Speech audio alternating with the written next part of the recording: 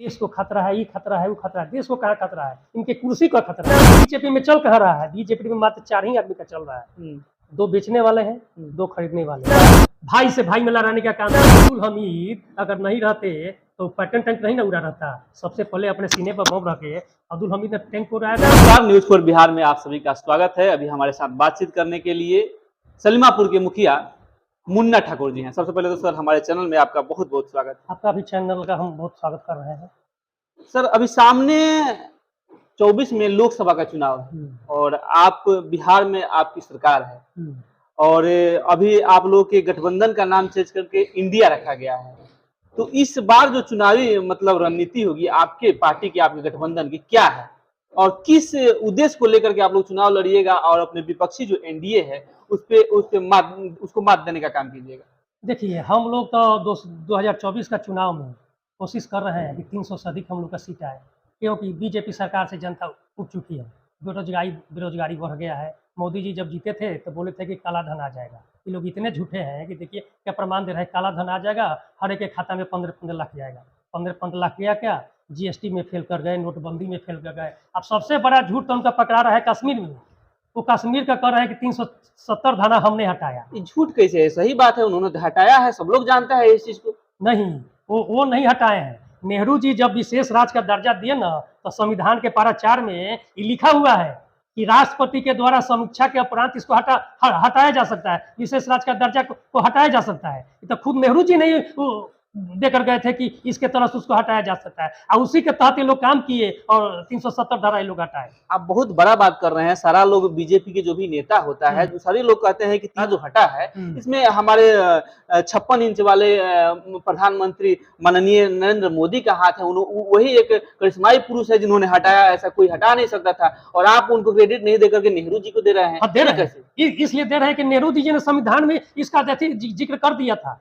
संविधान में इसका जिक्र है। अगर मोदी जी भी जानकार है, अगर बीजेपी लोग जानकार है, तो संविधान खोल कर देखे।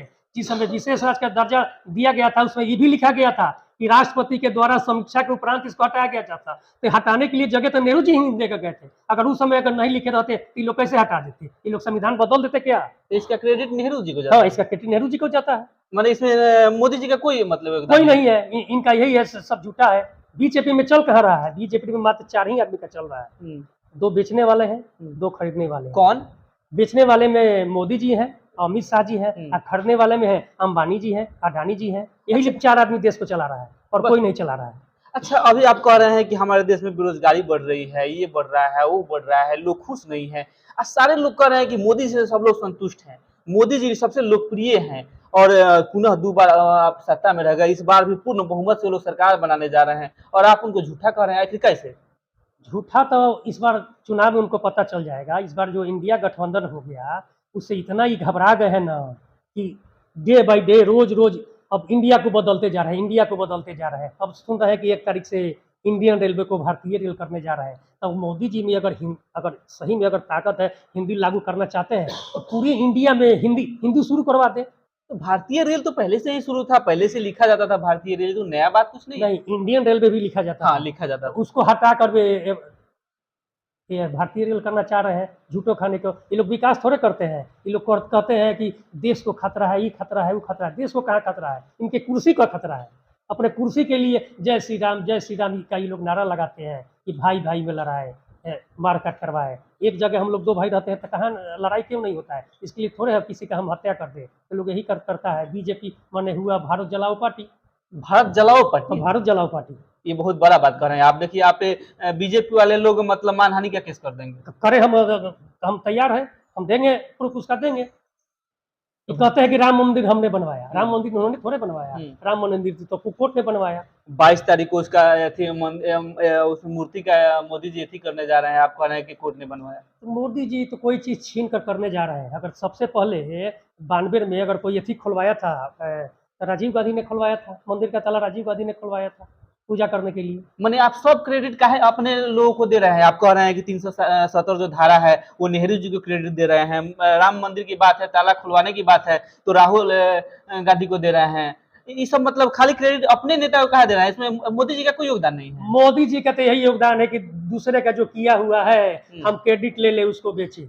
रेलवे बेच दिए, सब जगह सब तो बेचिए रहे हैं। आज तक एक भी बढ़िया अच्छा फैक्ट्री लगा है? जो है सो IIT है, BIT है, एम्स में है, ये सब तो कांग्रेस का देन है। ये क्या किए हैं इनसे ना पूछिए। बीजेपी का कुछ दिन नहीं है। कुछ देन नहीं, सब बेच रहे हैं, निजीकरण कर रहे हैं, निजीकरण कर रहे हैं। निजीकरण के बारे में इनसे पूछा गया तो ये बोले कि अच्छा से कर्मचारी काम नहीं कर रहा है इसलिए प्राइवेट के हाथ में दे रहे हैं।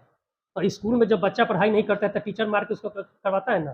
तो कर्मचारी भी तो आपका है, जब कर्मचारी आपसे संभाल नहीं रहा है, देश संभाल नहीं रहा है, तो आप कुर्सी पर क्यों बैठ रहे हैं? आप कुर्सी छोड़ दीजिए, कुर्सी छोड़ देना। कुर्सी छोड़ दीजिए। अच्छा, जब कुर्सी छोड़ देंगे आप जैसे कह रहे हैं, तो आप उस कुर्सी के लायक आप किसको समझ रहे हैं? माने कौन उस कुर्सी के लायक है? अभी आपको कोई हम दूसरा दिख नहीं रहा है, लोगों को कोई दूसरा नहीं दिख रहा है। राहुल गांधी है नहीं, राहुल गांधी से कुर्सी संभल जाएगा? जरूर चल जाएगा। राजीव गांधी तो उसके बाबूजी तो पायलट थे, कुर्सी पर आकर बैठे, बहुत अच्छा सरकार चलाए, राम जन्मभूमि का वही ताला खुलवाए। ये जो पूरे बिहार में पंचायती राज देख रहे हैं ना, ये राजीव गांधी का ही देन है, इन लोग का कुछ देन नहीं है। ये लोग केवल बेचने का काम किया है। माने आप सारा क्रेडिट अपने को काहे ले रहे हैं? बीजेपी वाले को कोई क्रेडिट नहीं है। हम जो सही है सो कह रहे हैं, अगर हम गलत है तो लोग हम पर मानहानि का केस करें। मैंने 10 साल में बीजेपी कुछ नहीं किया। कुछ नहीं किया, हाँ किया, एक चीज किया, भाई से भाई में लड़ाने का काम किया। भाई से भाई में लड़ाने का काम किया, बीजेपी वाले लोगों ने भाई से भाई में लड़ाया। हिंदू मुस्लिम किया, क्या मुस्लिमों का भी तो यहाँ देन है ना। अब्दुल हमीद अगर नहीं रहते तो पैटर्न टैंक नहीं ना उड़ा रहता। सबसे पहले अपने सीने पर बम रखे अब्दुल हमीद ने टैंक को उड़ाया था ना। और कलाम साहब थे, आज जो इंडिया सबसे अच्छा बन रहा है, कह रहा है कि हम विश्व शक्ति में आ गए हैं, ये कलाम साहब का ही देन है। मिसाइल मैन के नाम से जाना जाता है। तो मुस्लिमों का भी यहाँ थी देन है ना कुछ करने के लिए। ये लोग झूठो खानी अपने कुर्सी के लिए भाई से भाई लड़वा रहे हैं। अच्छा, आपके इंडिया गठबंधन का चेहरा कौन होगा? चेहरा कौन होगा इंडिया गठबंधन का चेहरा? हम लोग का राहुल गांधी होंगे। तो इसको मतलब आप लोग खुलिया मंच पे सार्वजनिक क्यों नहीं कर रहे हैं? समय आएगा तो बताया जाएगा, सब लोग तो जान ही रहा है। बहुत सारे लोग नीतीश कुमार को बोल रहे हैं कि नीतीश कुमार भी हमारे इंडिया गठबंधन के चेहरा हो सकते हैं, पीएम के दावेदार हो सकते हैं। उनके बहुत सारे नेताओं का बयान किया है, इसको लेकर आप क्या कहिएगा? उस समय बैठक होगा, अगर सब लोग अगर नीतीश जी पर सहमत हो जाएंगे तो नीतीश जी को भी बनाया जा सकता है। अच्छा, नीतीश जी को आपको लग रहा है कि नीतीश जी इस पद के लायक है?